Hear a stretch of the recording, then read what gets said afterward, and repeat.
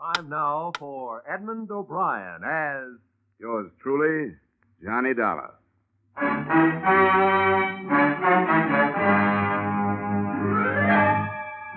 Edmond O'Brien, starring in another adventure of America's fabulous freelance insurance investigator, Johnny Dollar. At insurance investigation, Johnny Dollar is only an expert.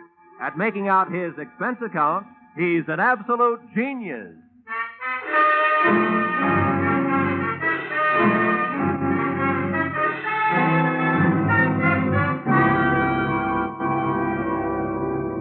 Expense account, submitted by Special Investigator Johnny Dollar to the Great Columbian Life Insurance Company. The following is an accounting of my expenditures during the investigation of the circumstances surrounding the murder of your policyholder, Loyal B. Martin, or how to take a vacation in Fairfield County. Expense account, item 1. $3.20 mileage from Hartford, Connecticut to the country estate of the deceased. I drove up a long cement driveway towards a mausoleum-type manor house. There were rolling green lawns liberally sprinkled with statuary, and the thought occurred to me that if he had spent much of his life here, the late Mr. Martin was most fortunate. He'd feel right at home in a cemetery.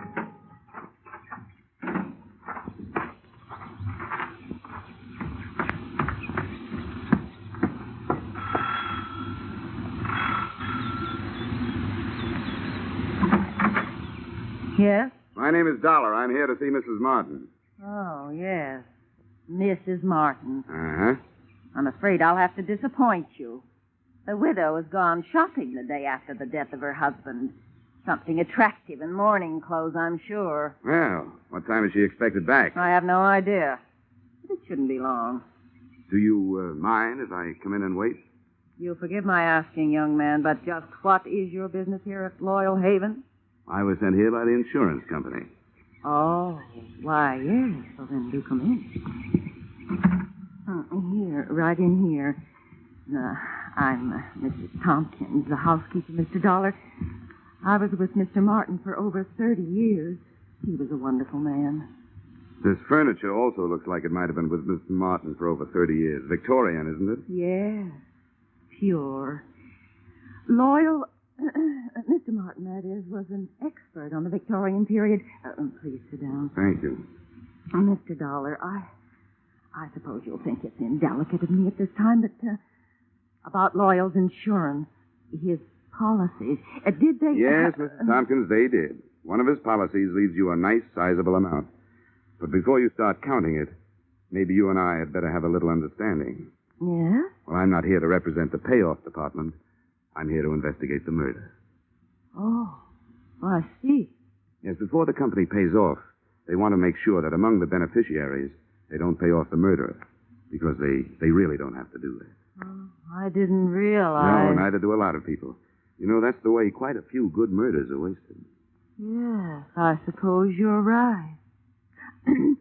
Well, if that's what you're here for, I suppose you'll want to talk to the police. Lieutenant Markwood is in the library. That's where it happened. Oh, library, huh? Well, that might help. If I can't find any other answers, I can always try looking some up in a book. Which way do I go? The door, just across the hall. Thank you. And what a hall. The only thing missing was old Queen Victoria herself. Even the musty odor clinging to the green velvet seemed to have been passed down through the centuries. There was a brace of moth-eaten pheasants on the wall and a bouquet of moth-eaten flowers under glass on a marble-top side table. The library was the same, but there were three things that looked out of place. A, an old suit of armor. B, a glass case filled with new, well-polished sporting rifles and shotguns. And C, a very gruff-looking lieutenant of the police who eyed me as I came in. And who are you? Oh, here's my little breath saver. Oh, yeah, Johnny Dollar. They told me you'd be here. Well, I've told everybody else I better tell you, don't touch anything. They want to re-fingerprint the whole room. Okay. What'd you find, Lieutenant? Nothing but the cadaver with 2 bullet holes in his back. Haven't got a caliber report from ballistics yet. Have you an estimated time of departure? Yeah, the coroner says Martin died after dinner last night. Uh-huh. Anything to go on? Just the usual. Faith, hope, and suspicion. His wife, too young and too pretty for an ugly old buck like Martin, must have married him for his money. Then there's that housekeeper, Sarah Tompkins. Yeah, I met her on the way in. And she used to be the old man's intended, from what I can find out. Probably jealous of the young wife. Then there's the brother, Marty. He showed up a few weeks ago, broke and brooding. Probably in love with the young wife. And then there's Nick Bellotti, a private detective who hired himself out as Martin's bodyguard. Bodyguard, huh? No doubt also in love with the young wife. Could be. Who's your choice? Except for the fact that there are only 2 bullets, I think they all did it.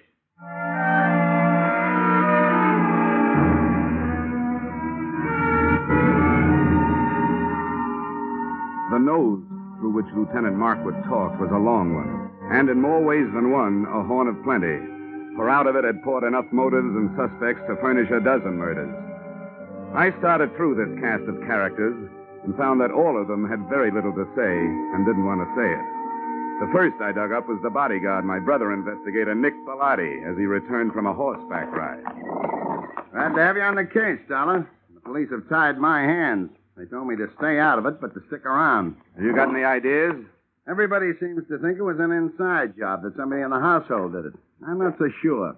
The reason I was around was because old man Martin made too many dollars and too many enemies doing it. But that's only my opinion. Why don't you talk to the old boy's younger brother, Marty?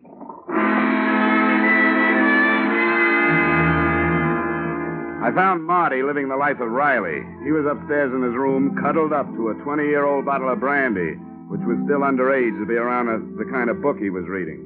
Yeah, I'll tell you something, Dollar.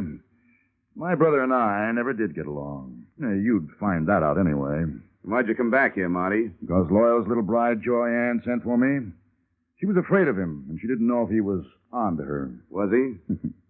About that, you'll have to talk to Joy-Ann.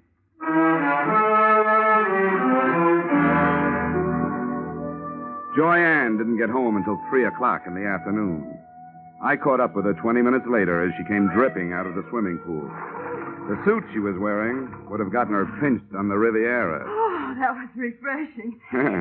It certainly is. Oh, toss me that towel, will you? Yeah, surely. Here, Mrs. Martin. Joy-Ann, I hate formality. Who are you? Well, I'm from the insurance company, here to find out whether you killed your husband or not. Good for you, Mr. Dollar. That's what I like. Men who get right down to the point. I was told you were here. Oh? Nobody told me about you. Oh, come on over and learn. I want to stretch out here in the sun. Here, you man the fly swatter. Okay. Come on, sit down. Here beside me. If it gets too warm, slip off your shirt. Oh, thank you. Well, suppose we start talking business. Marty tells me you sent for him to come here because you were afraid of your husband. How come? Well, I knew Marty before I knew Loyal. As a matter of fact, he's the one who introduced me to. What do you call a dead husband? You call him unlucky, I guess. Anyway, for the purposes of this conversation, I'll know who you mean if you just say husband. But you didn't answer my question. I meant, were you afraid of your spouse? And if so, why? Yes, I was afraid of him. Oh, I might as well tell you, Mr. Dollar. I want to be frank with you. The only thing Loyal didn't have to offer me was love. I seem to be a girl who needs just that. Frankly, I tried to make up the deficit. Mrs. Tompkins, the housekeeper, saw to it that my husband found out about it. From then on, it was like living with a madman. So endeth my confession. So beginneth my suspicions. What about this housekeeper? Until I came along, she always thought that Loyal would wind up marrying her. No, don't get me wrong. I realize that I'm still the best jury bait around. If you killed him, you might make some headway with a self-defense plea. Thanks. I'll remember that.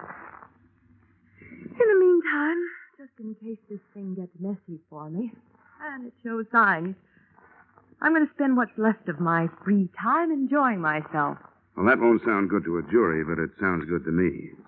If I spend too much time around here, I might wind up having to plead self-defense myself.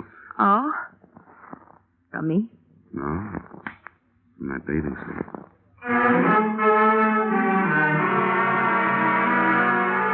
I spent the rest of the afternoon trying to keep 2 eyes on 4 people, reading from left to right.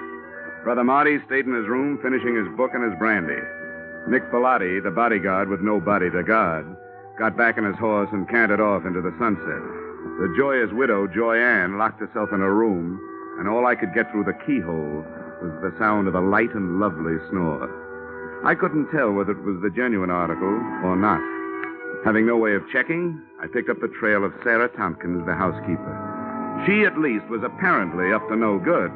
I found her in the library doing just what Lieutenant Markwood had told her not to do, smearing the surfaces of Mr. Martin's desk with a dust rag. And as anybody knows, you can't fingerprint a dust rag. Hey, cut it out! How dare you? Mr. Martin's private study. Those are the police private fingerprints you're messing up. I was doing nothing of the sort. I was dusting his desk. I always do it at this time of day. Get out of here. You don't belong in here. Keep your wig on, Mrs. Tompkins. I'll not be told what to do by outsiders. Everything was all right until outsiders started coming in. If it wasn't for outsiders, Loyal would still be alive. First that girl, then his brother and that detective. Now it's the police and you. Why did any of you have to come here? Why couldn't you leave us alone? Now, calm down, Mrs. Tompkins. Try to calm down. Yeah, now, what's going on in here? What? Oh, and what are you two lovebirds up to? It's all right, Lieutenant. I'll tell you about it later. All right, but get her out of here. I've got some looking to do, privately. Take her down to her room and then come back. You mean you got something hot? It ain't cold. Okay, Mrs. Tompkins, come on. But I haven't finished in there. Come on, you can get it later. There's just time for you to take a little rest before dinner. But I never rest this time of day. He didn't like me to. Mrs. Tompkins, come on, tell me. Really, why were you wiping off that desk? Those police this morning scattered white powder all over his desk. He would have been furious with me. He hated any kind of... The shots had come from the library, and that's where I went, but not fast enough. By the time I got there, Lieutenant Markwood was dead, and whoever had done the shooting was gone, apparently through an open window. Markwood still clutched a shotgun he'd grabbed out of the gun case, but hadn't had a chance to use. Two things had just died in that room: the lieutenant and the hot piece of evidence he'd never had the chance to pass on to me.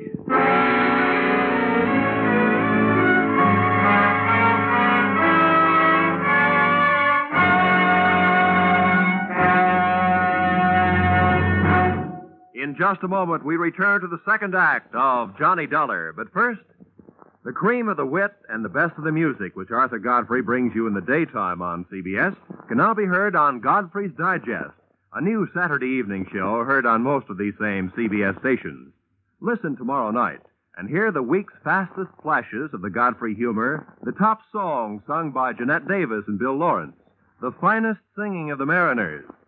Arthur Godfrey's Digest and the Goldbergs are the latest addition to CBS's Great Saturday Nights. Now, with our star, Edmond O'Brien, we return to the second act of yours truly, Johnny Dollar.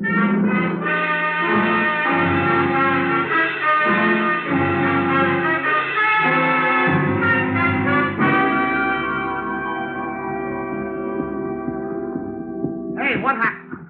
Oh, Markwood. Yeah, he's dead. Well, what are you doing, fella? I'm looking for what there seems to be a shortage of around here, Bellotti. Clues. You don't mind where you look, do you? Rule number 1, don't get caught frisking dead cops. Forget about it, Bellotti, will you? Maybe I can suffer from lapse of memory for you sometime. That's a deal. Got any idea what you're looking for? No. But whatever it was important enough to get him killed. I'd hoped maybe there'd be something in his notebook, for instance. Any luck? Well, very little. It's a brand new book, only one notation in it. Here it is. Check tattooing diameter. Recheck penetration. What do you make of that? It's too scientific for me. I'm a skip case and divorce type detective myself. All I know is you'd better put that book back in his pocket and leave it there. Yeah, I guess you're right. Nice timing, Bellotti, and remember, thanks for the loss of memory. Forget it. Hey, what happened? What's going Oh, on good here? Lord. Lieutenant Markwood. Who did it? Dealer's choice. So far, the dealer's the only one who knows. First my brother, now Lieutenant Markwood. There'll be real trouble about this. Johnny, shall I call the police? Drop the innocent act, sister-in-law. I'll call them. No, maybe I better do it, Marty. If everybody will stop pleading not guilty by wanting to call the police, I'd like to get a word in. The police have already been called. Now, if you'll get out of here, I'd like to try earning my salary.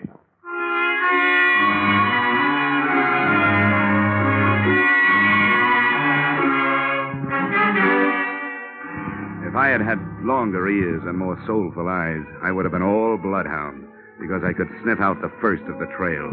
The smell of cordite told me that Lieutenant Markwood's killer had either been inside the room when he fired or just outside with the weapon pointed through the still open window. Outside, the grass formed a deep, wet rug right up to the house and smothered any immediate hopes I'd had of finding footsteps. But 10 feet away, I had better luck. A ray of light from inside spotlighted something that looked like it might be a star witness. It was a .32 caliber revolver. I scooped it up with my handkerchief and went back through the open window to look it over. Under the light, I checked 6 empty chambers and a crimson smear on the walnut grip. If somebody was feeding me a herring, it sure was red. But it wasn't blood. It was lipstick.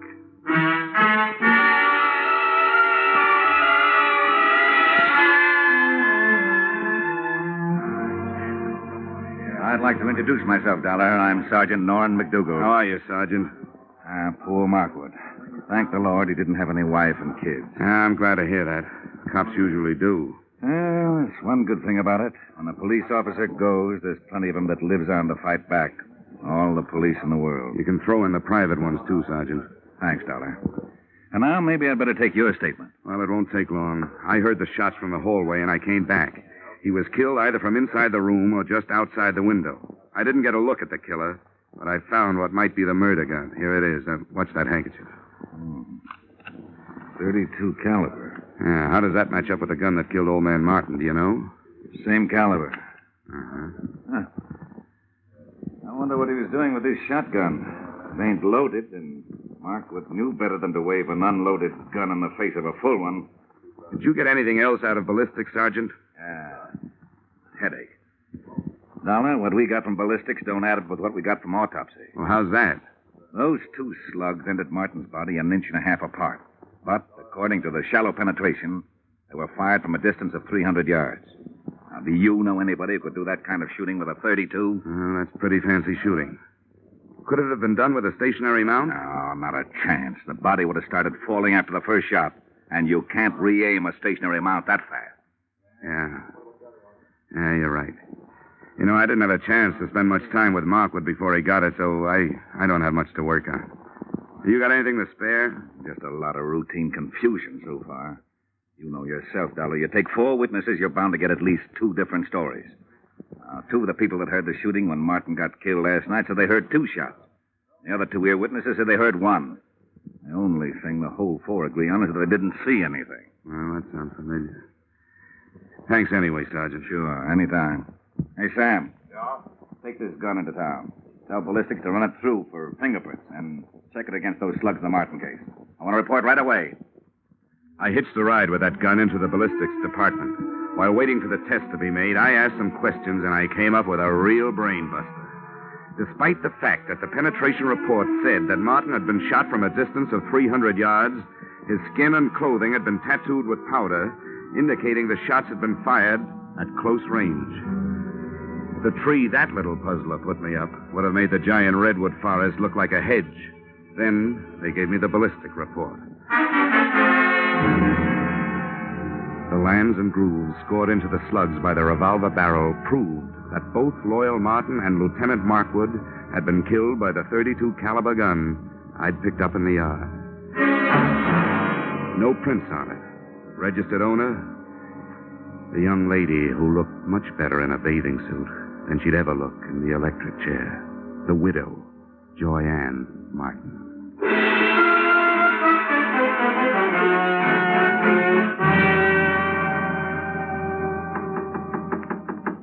Yes? Who is it? The Hartford Horse Show. Dollar, I want to talk to you. Oh, I'll be with you in a second. I'm just out of the shower. Okay. First she was in the pool, now it's the shower. She's also in plenty of hot water. Hi. Don't pay any attention to my hair. Don't worry, I won't. I suppose you think it's a silly time of night for me to be taking a shower, but I thought it might help me to get to sleep. Well, I'm afraid I won't. Why, Johnny. You were pretty careless with that gun, weren't you? What gun? That handy little .32 caliber gun with a handy little registration number engraved on it. That told the nasty old police that you bought it 6 weeks ago. Well, my gun's right here in the drawer. I bought it to protect myself from my husband. Here, Miss Oh, Johnny. Johnny, it's gone. It's real gone. It's done gone and killed 2 men so far.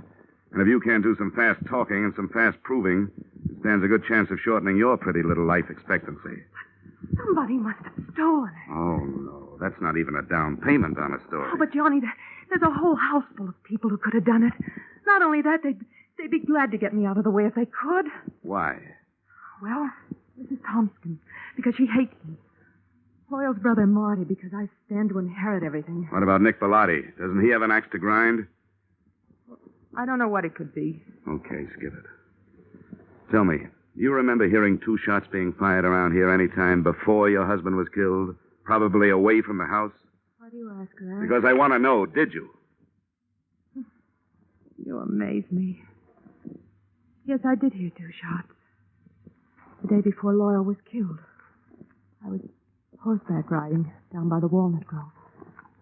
I remember because my horse shied. Well, this is coming a bit too readily to be readily believed. But how big is that walnut grove? Not very big. Yeah? Can you spot those shots a little closer? They sounded as if they came from about the middle. I didn't stay to find out. I guess I frightened easily. Yeah. Yeah, you frighten me easily. Why, Johnny? Why? I'll tell you why. Because whether you shot anybody or not, you're murder, baby. Oh, Johnny, I didn't kill them. Got to believe me, Johnny. I don't have to. But just for a minute, I will. What is there about police drivers? Even out in the country, they got to lay on those sirens. Johnny, please. Come on, you better get dressed, sweetheart. I told them I'd keep you occupied till they got here. Why, you...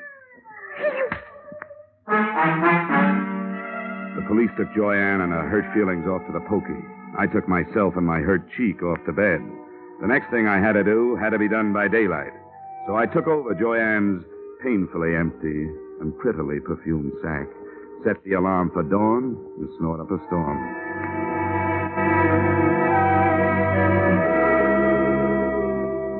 I never knew before how much went on in the country so early in the morning.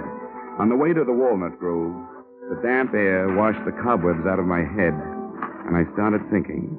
Now, first, Loyal Martin had been found dead with 2 bullet holes in him. Yet 2 of the witnesses, Joyanne and the housekeeper, Mrs. Tompkins, had heard only 1 shot. Second, that powder burn tattooing on the body, denoting a close-range killing, was in violent argument with a bullet penetration report which screamed long-range killing. Those facts, added to what was in Lieutenant Markwood's notebook, plus that shotgun clutched in his dead hand, came close to tallying up the total that had cost him his life.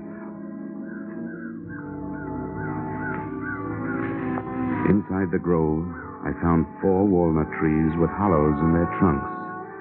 The first one gave me a handful of nuts and a fancy sassing by an irate squirrel. The second one came up with a handful of spunk water and a wet cuff.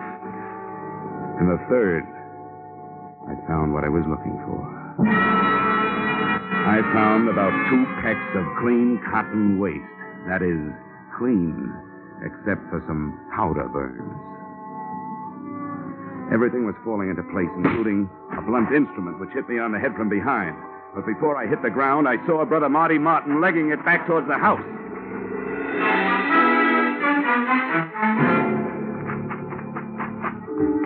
I made it up the house and up the hill and onto the trail, and was just starting up the stairs when I heard another out-of-season 4th of July.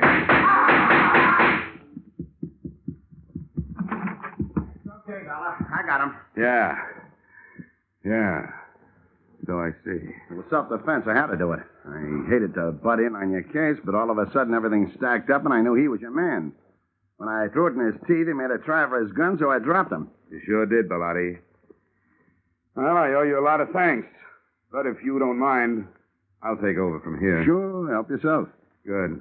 And, I think the first thing you'd better do is hightail it into town, get your story filed with the police. Yeah, I guess you're right. You're all straight now, so you can back me up. 100%, Nick, all the way. Now get going. Come on. Okay, Dollar. See you later.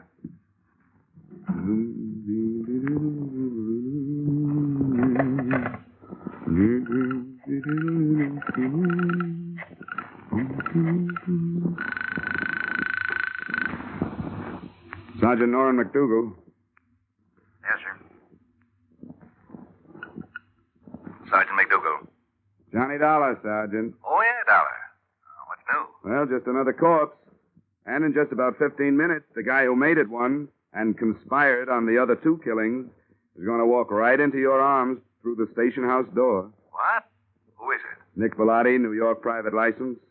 He just shot his partner in this thing, Marty Martin. You're crazy. What about this girl? It was her gun. That was their fondest hope, Sergeant, to pin it on her. They borrowed her gun, fired 2 slugs from it into some cotton waste, then took the slugs and stuck them in a shotgun shell. 1 shot, just like both ladies said they heard. The shotgun Lieutenant Markwood was looking at when he died was really the Martin murder weapon. Oh, that takes care of the powder burns and the shallow penetration, yeah. Well, thanks a lot, Dollar. I'll be waiting for him. Hey, wait a minute. What's he walking in here for under his own power? To tell you an early morning bedtime story, just before you go off duty. He'll give you a pitch about a self-defense killing. It's a lie. The victim wasn't carrying a gun. If he had been, he would have used it on me. But he didn't.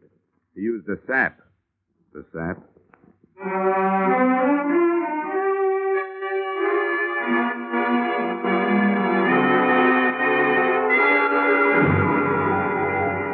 Expense account, items 2, 3, 4, 5, 6, 7, 8, and 9. $624 entertainment. Appeasing a rich widow with rich taste. Expense account, items 1 through 13 inclusive, $160 entertainment of poor insurance investigator with extravagant taste. Expense account, item 14, $7.80 mileage New York to Hartford. You may disagree with that item, claiming that I finished the case in Fairfield County. But I didn't finish the case until I left her. And New York City is where I left her. Expense account total, $823. Signed, yours, truly, Johnny Dollar.